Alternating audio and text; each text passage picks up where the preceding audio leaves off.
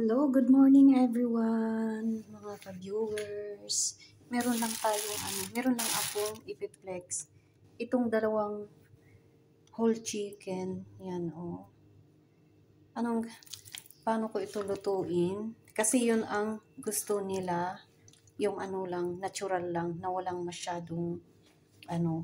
masyadong ingredients. Ang ingredients lang na ilalagay ko dito ay, yan yan yung salt at saka konting durog na black pepper at saka yung 7 spices. Yan Hindi yan maanghang 7 spices pero hindi maanghang yan. At saka ang gawin ko nito sa sa chicken, hahatiin ko dito para i-flat ko yan. Tapos i-mix ko lahat yan I-mix ko lahat yan yung yung salt at saka ganyan para irarap ko sa whole chicken. Yan ganyan. I-mix ko lang. Ganyan.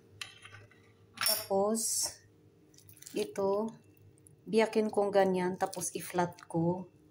Yan. Yan, bibiyakin ko. Tapos irarap ko yung dito.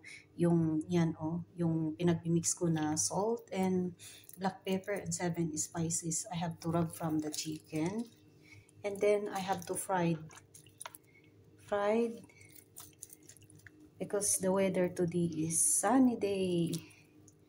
Kaya, pwede tayong magluto dyan sa, dyan sa balcony. Kasi may open din dyan. Yan. Kasi yun ang request nila. Ayaw nila yung yun lang daw ang ilalagay ko dito.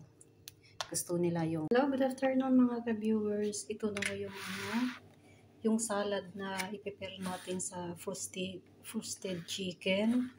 Yan lettuce at saka cucumber and tomato. After I will put the sauce. Just simple sauce, lemon juice, and salt. And olive oil. That's it.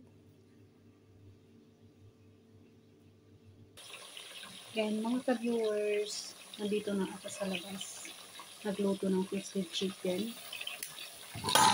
Yan,